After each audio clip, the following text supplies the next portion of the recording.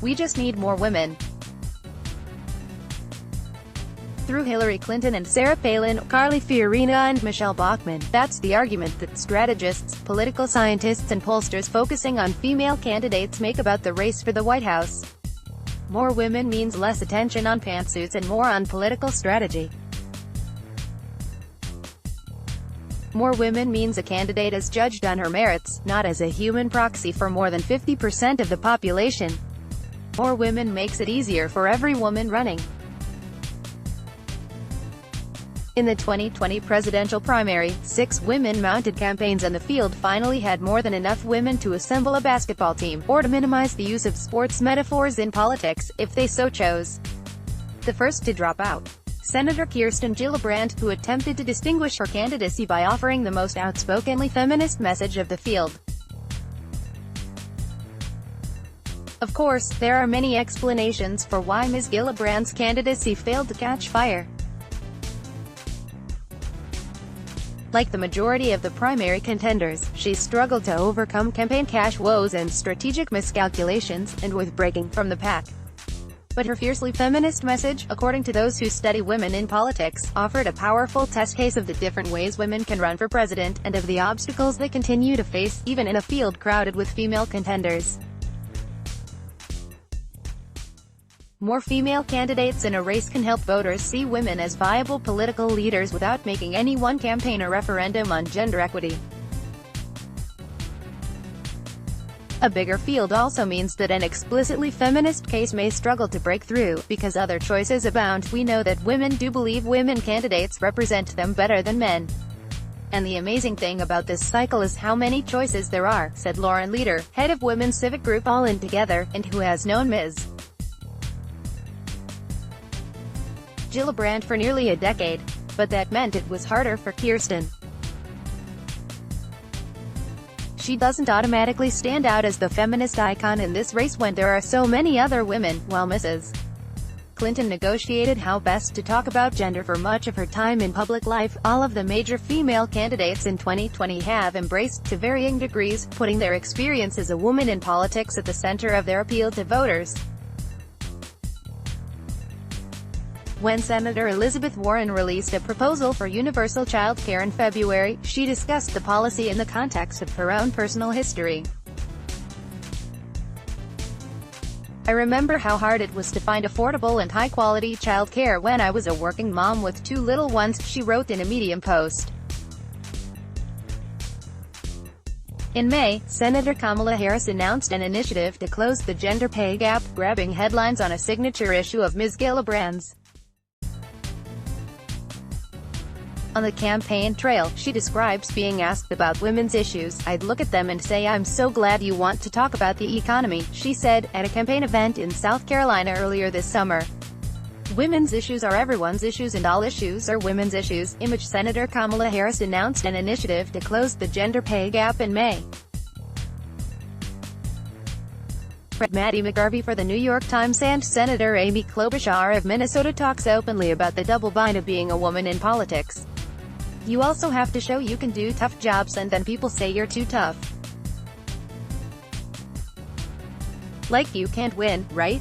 But you, again, have to just deal with that, she said, in a May interview with Pod Save America. Ms. Gillibrand distinguished herself by running on what she called a Women Plus campaign platform. She announced her candidacy with a focus on her family, saying that as a mother of young children she would fight just as hard for other people's kids, too.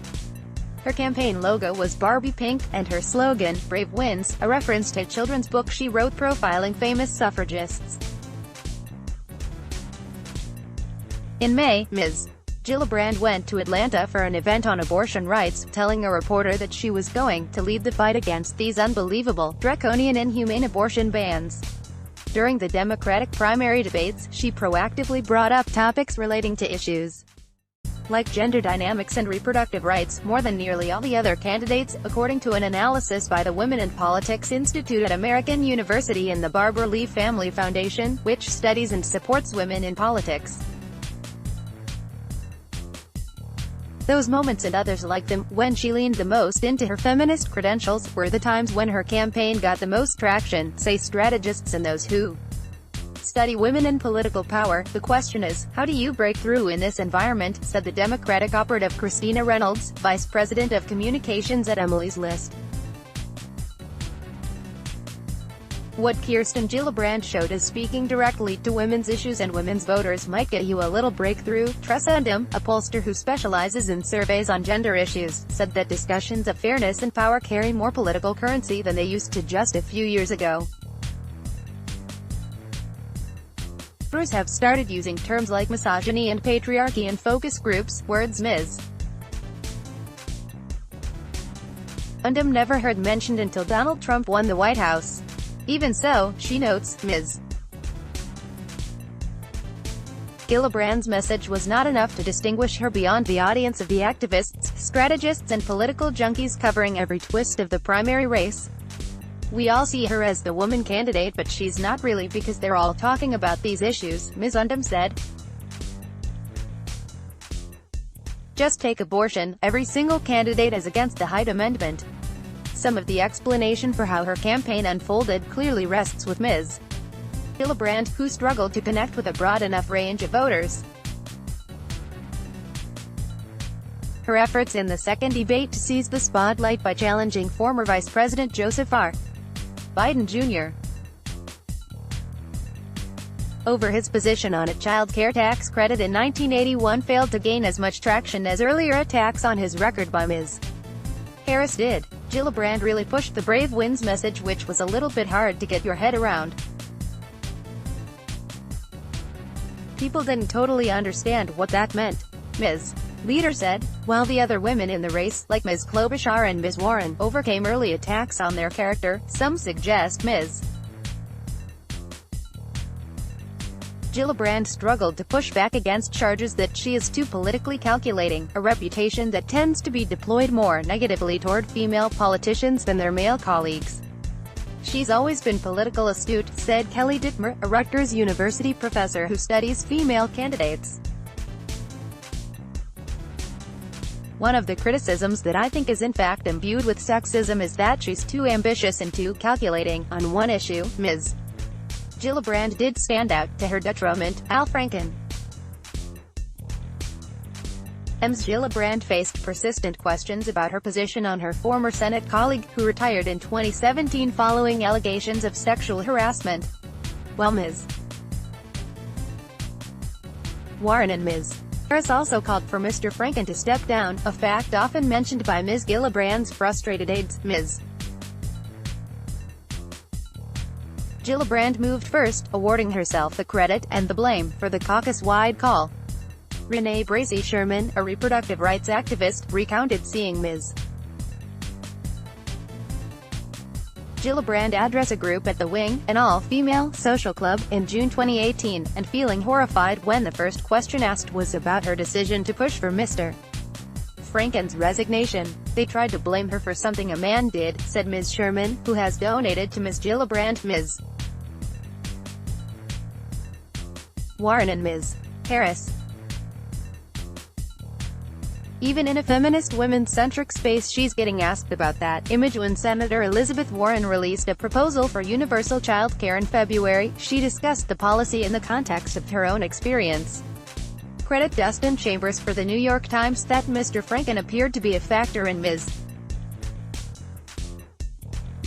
Gillibrand's campaign shows how female candidates can still face serious backlash for attacking high-profile men. The gender power dynamics don't change completely simply because there are more women there, Professor Dittmer said. Women who challenge the power of well-liked men are not rewarded for it. Ms. Gillibrand's run, she added, might make that easier for the female candidates of the future. It takes the Gillibrands of the world, who are willing to take some of this flack, to make it easier for the women who come after them. That may be how the Gillibrand campaign views things too. We put the civil rights of women front and center and never back down, Ms. Gillibrand said in a video announcing her decision to drop out of the race. "We have moved the needle," she bowed out when she realized it was time, an effort to preserve her political brand for future campaigns. We've learned that in a lot of ways women running for president behave a lot like men running for president, said Jennifer Lawless, an expert on gender and politics at the University of Virginia. She was just as credible as some of these other guys, but this was a bad year to not be Joe Biden. Let's block ads. Why?